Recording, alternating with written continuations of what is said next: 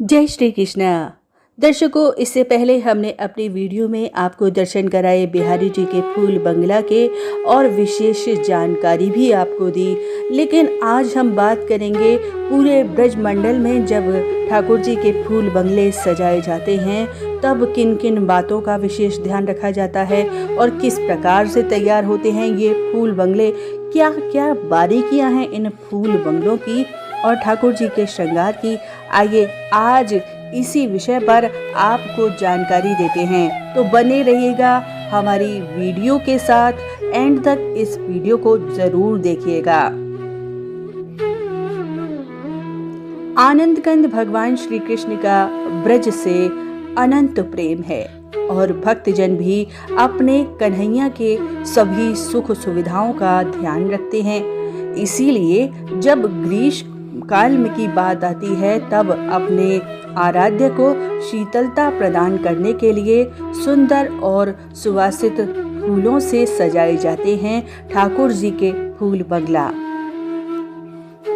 यह क्रम चैत से लेके सावन माह तक जारी रहता है और वृंदावन चूंकि भगवान श्री कृष्ण और राधा की भूमि है, जहां भगवान को उनके उपासकों ने श्यामा शाम को अनेक प्रकार से लाड़ लड़ाए हैं, ठाकुर जी का फूल श्रृंगार भी उसी भावमयी सेवा का एक स्वरूप है।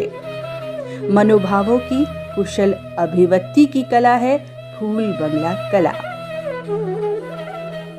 फूल बंगला कला ब्रज की स्वतंत्र शिल्प कला है जो यहाँ के देवालयों में विकसित हुई और इसका सबसे प्राचीन वर्णन इतिहास में गुप्त काल के समय पर भी मिलता है, जहां विशेष रूप से ठाकुर जी के बंगले अलग तरीके से सजाए जाते थे, जहां अपने आराध्य को शीतलता प्रदान करने के लिए विभिन्न प्रकार की फूल पत्तियों का प्रयोग किया जाता था। आज उसी रूप में परिवर्तन हुआ है और अब विविध प्रकार के फूलों से सजाए जा रहे हैं फूल बंगला। फूल बंगला बनाने का जो कार्य है ये सिर्फ एक व्यक्ति का नहीं बल्कि एक व्यक्ति के निर्देशन में कई समूहों में विभक्त कारीगरों का होता है। समूह में फूल बंगले का सजाने का जो कार्य है वो परस्पर सामंजस्य से होता है। अलग अलग तरीके से कार्य विभाजित किए जाते हैं।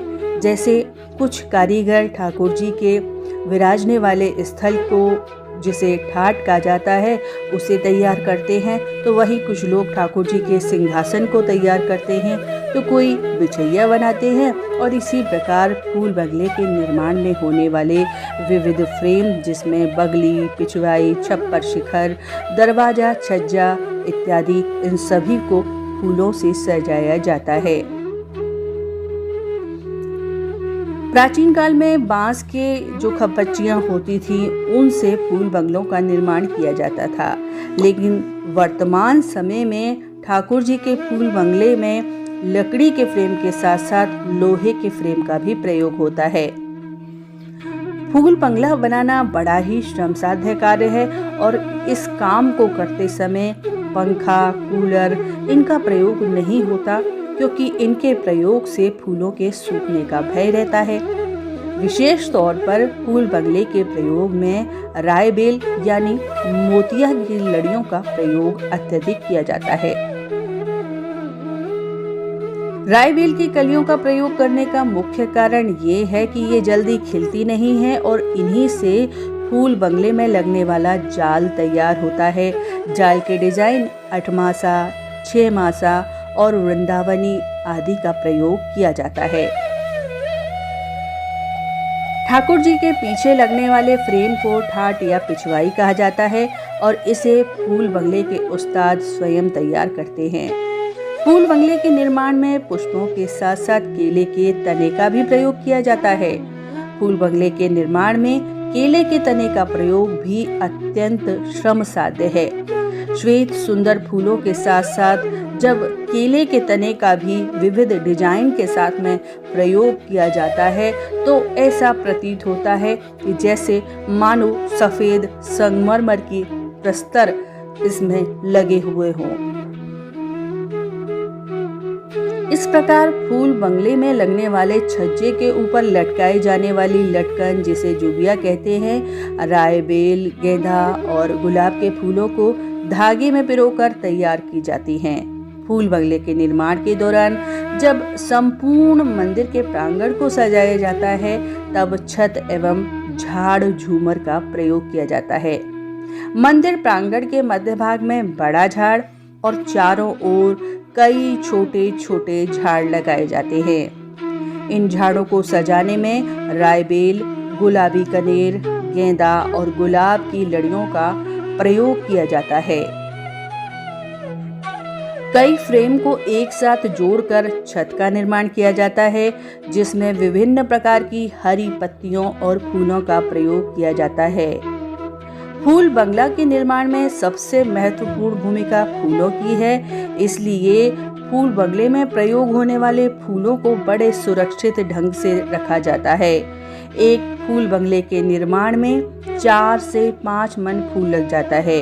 फूलों को ताजा बनाए रखने के लिए इन फूलों की जो लड़ियां होती हैं, उन्हें थर्माकोल के बड़े बॉक्स में बर्फ के साथ रखा जाता है।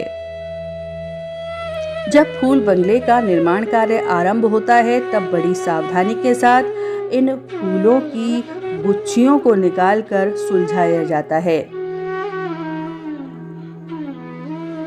परंपरागत फूल बंगलों में जहां रायबेल के फूलों का प्रयोग किया जाता था, वहीं आजकल फूल बंगलों को अधिक आकर्षक बनाने के लिए विदेशी फूलों का भी प्रयोग किया जाता है। ये फूल दिल्ली, गुजरात, मुंबई, बेंगलोर इत्यादि स्थलों से मंगाए जाते हैं।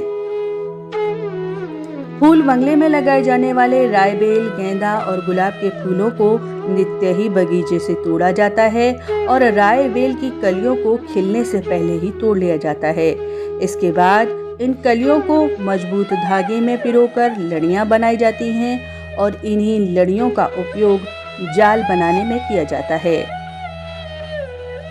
इन कलियों को चुनने का काम बड़ी सावधानी के साथ किया जाता है और दिन भर की कड़ी मेहनत के बाद जब फूल बंगला तैयार होता है, तो पूरे मंदिर के प्रांगण की छटा अलौकिक होती है।